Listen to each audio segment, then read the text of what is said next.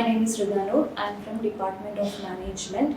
Today, let's discuss about organizational psychology, which is a part of organizational behavior. Okay.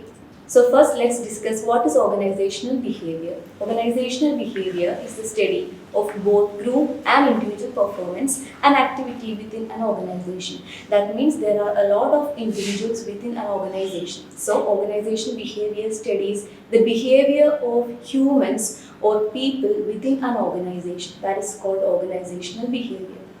Fine. OB can be divided into three levels. It is the study of individuals in organization, then work group, and also how organizations behave. That means in an organization there will be a lot of individuals. So we can study an individual, each individual differently, and also in work groups. That means there will be a lot of formal and informal groups in an organization. So it involves the study of people as a group. Then the next one, the third one category is that how organizations behave. That means how the organization behaves towards these employees. So these three levels can be divided as according to the OB. Fine. The next one is organization behavior is directly concerned with the understanding, production and control of human behavior in organizations. That is quoted by Fred Luthans. Okay. In OB, there are a lot of contributing disciplines. That means OB is just not one discipline. A discipline means it is a field of study. So, when it comes to OB or organization behavior, we can't say that OB is related to a specific field of study. Instead, OB takes all the theories and applications from a lot of other field of studies. That means a lot of other disciplines. It includes psychology, personality psychology, cognitive psychology, counseling psychology, educational psychology, social psychology, sociology, sociobiology, ethnology, human resource management, anthropology, political science, economics, mathematics, statistics, etc. So, OB takes the theories and practices from all these disciplines, and all these disciplines combine together to form a single discipline or field of study that is called OB. Next one, it is the industrial organizational psychology.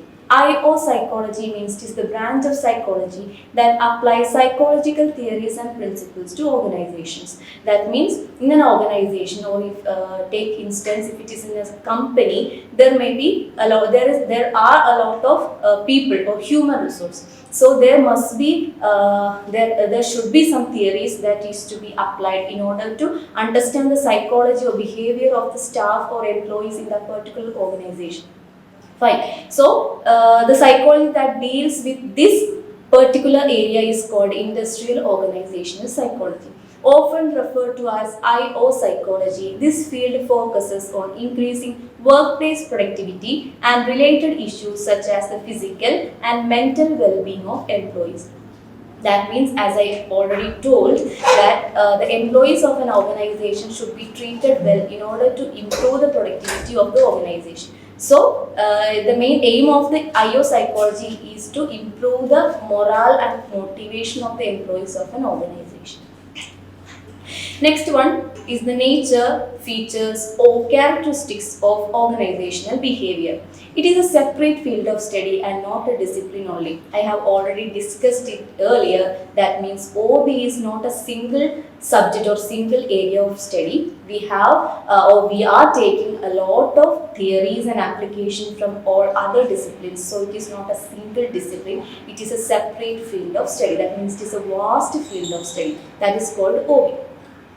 The next feature is that it is an interdisciplinary approach. An interdisciplinary approach means the OB takes the theories from different disciplines. That means, for example, we take the theories from psychology, then we take theories from sociology, anthropology, political science, etc. etc. So, interdisciplinary approach means it is this discipline or this separate field of study is taking the theories and application from other fields or other disciplines. That is why we called OB as an interdisciplinary approach. I hope you understand.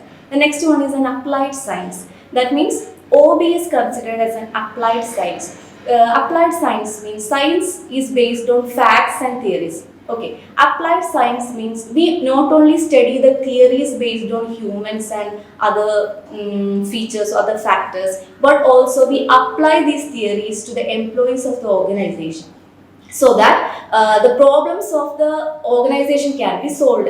That means, for instance, if there is an issue going on inside the organization, the employer or the higher authority can apply the organization behavior theories in their organization in order to solve the particular problem. That is called that is why it is called an applied science. Next one is a normative science.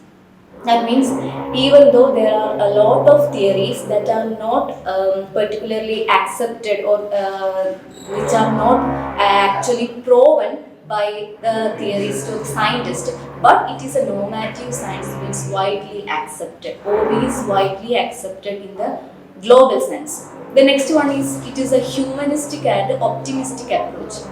It is a humanistic approach because it deals with human beings. That's why it is called a humanistic approach. Next one, it is an optimistic approach. The meaning of optimistic approach is that the main reason behind finding a discipline or finding a field of study that is related to organizational behavior is that it should be related, it should be used to solve the problems of an organization.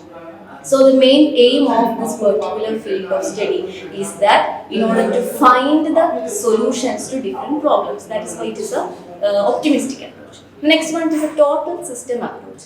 Total system approach means, in the organizational psychology or organizational behavior, there it is related to a vast group of steps. That means, first identifying the problem, then dealing with the people who are related to this problem, then identifying the possible causes or measures to solve this problem, finding the best alternatives, then applying, then implementing, then taking the feedbacks. It is a lot of process. That is why it is called, it is a total system approach. Next portion deals with the scope of organizational behavior. That means, in what all areas can we apply this OB or organizational behavior? First one, people.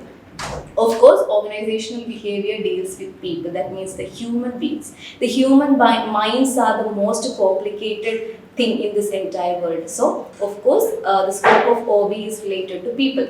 Then next one, it is the structure. That means there is a structure for every organization. For instance, there will be formal groups and informal groups. Okay, the formal structure goes like, there will be, for example, if it is a college, there will be principal, then there will be coordinators, then there will be HODs, then there will be staffs, and then the children. That is the official or formal structure of a college. If we come to the informal structure, there will be friend groups. That means there will be social relationship between the colleagues.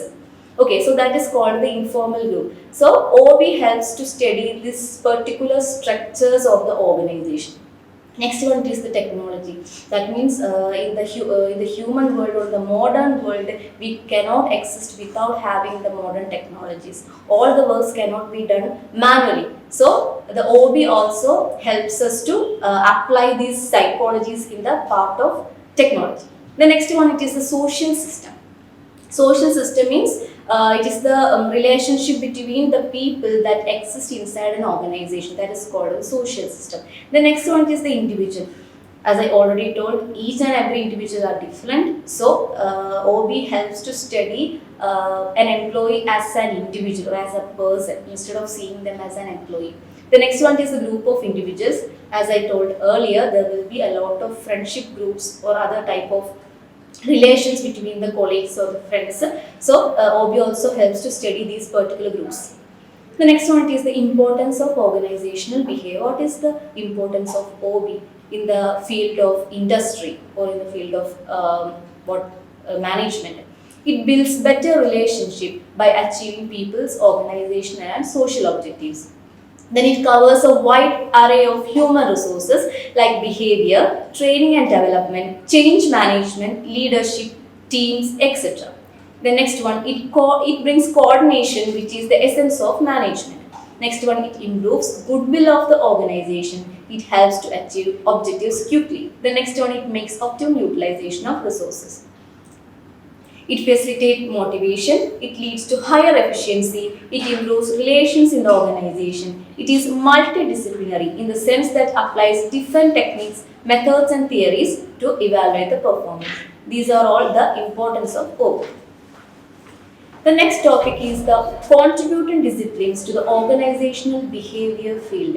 That means there are a lot of disciplines. That means I already told you it is an interdisciplinary approach. That means the OB is a separate field of study that takes the theories and application from other disciplines also. So let's take a deeper look into all which are the main disciplines that we have taken the different theories and applications. First one, it is the psychology. Of course, psychology, of course, it is always related to the minds or behavior of the people. That is why that means you have to think that we have already taken a lot of theories from psychology. Psychology is the science that seeks to measure, explain, and sometimes change the behavior of humans and other animals. So it is the field of study that helps to learn the human minds. That is psychology. Next one, sociology. Sociology means it is a study of the social system of the individuals. That means in a particular society there will be a lot of structure in the society. Okay, so sociology studies the structure of human beings within a society. That is sociology.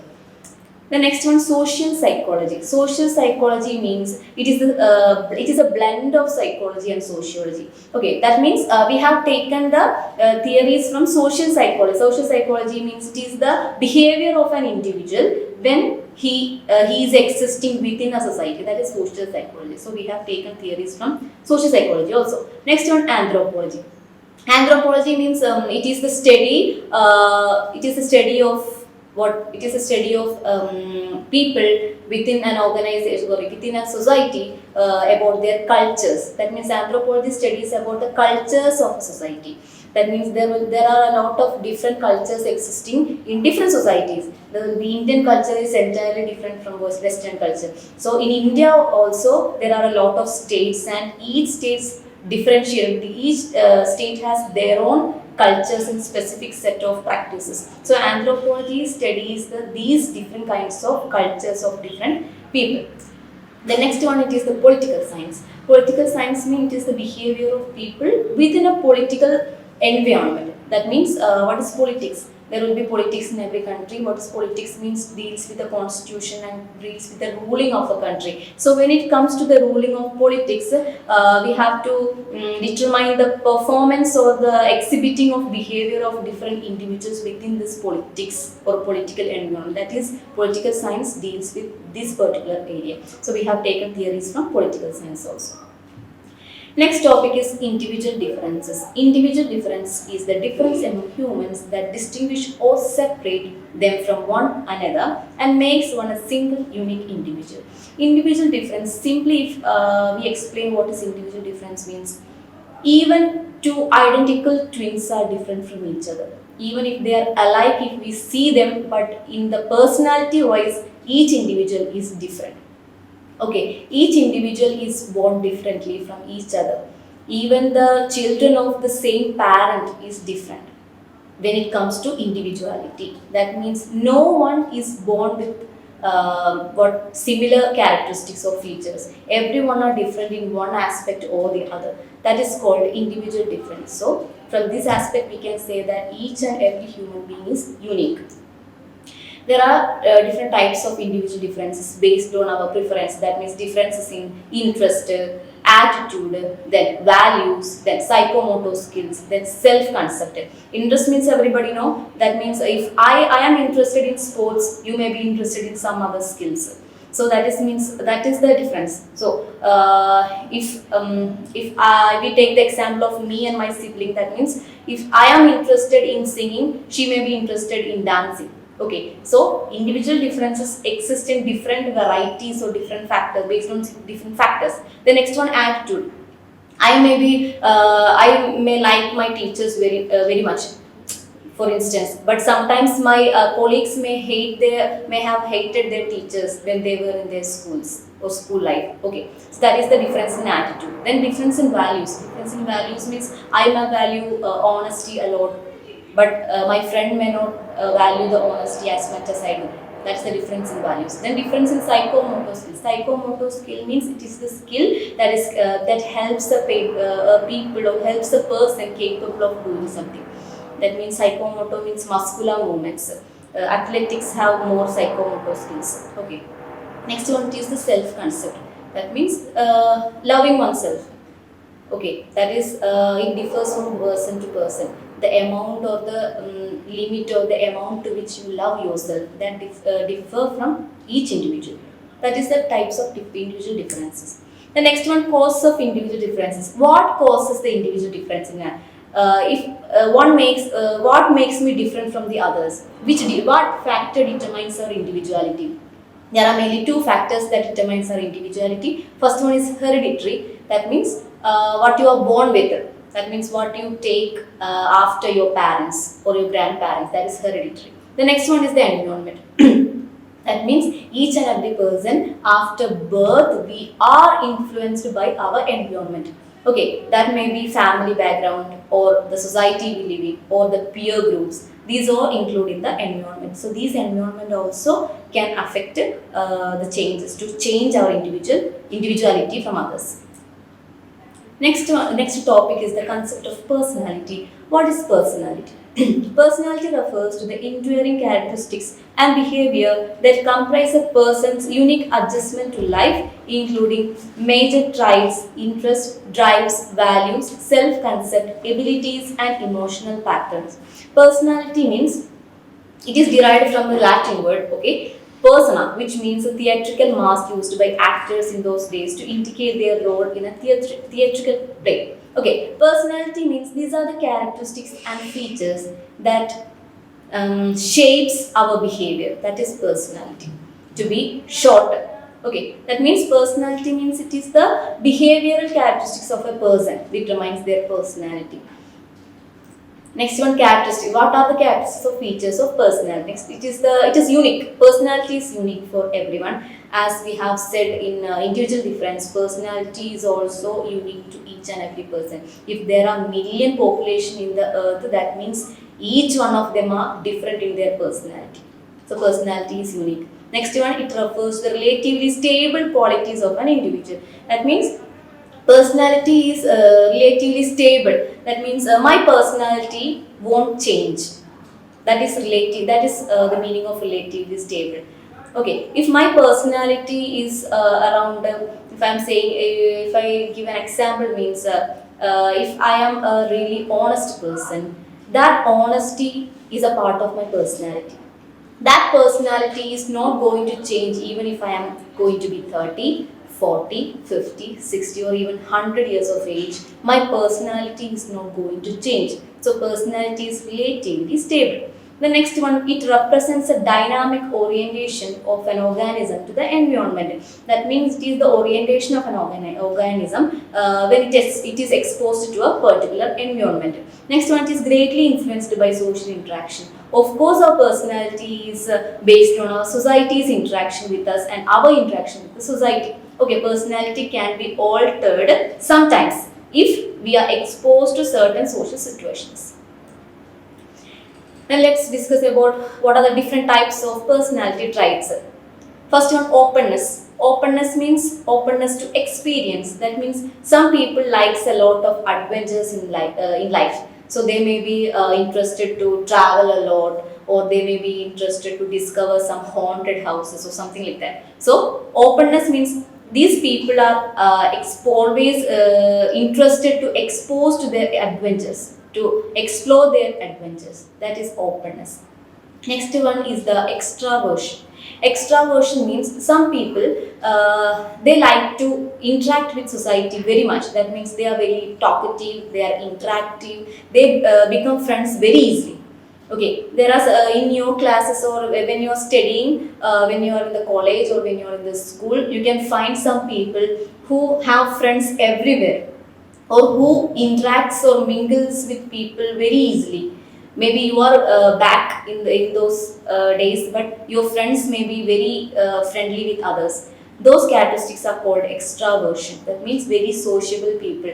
They feel very happy and they feel warmed when they are talking to the society or their friends or peers. That is extraversion. Next one, agreeableness. Agreeableness means those kinds of people who agree to everyone. That means these people are really reluctant to say no. Okay, they always like to accept their mistakes and they apologizes and so whatsoever. They are the very kind people. Okay, these type of characteristics or personalities are called agreeableness. Then along with extraversion, there comes introversion also. It is the exactly opposite of extraversion. That means introverts usually they don't like to mingle with the society. They like to be isolated and they like to sit in their personal space and have their personal life, have some space from their society. Those people are called introverts or introversion. Okay. The next one, neuroticism. Neuroticism means it is a particular trait that reflects a person's level of emotional stability. That means some people are really stressed about their environment and this might reflect in their behavior. These people are called neuroticism. That means some people don't like to be stressed a lot. If they are stressed a lot, they might freak out. Okay, they may not be able to handle their stress or their particular problems. These kind of people are called neurotics.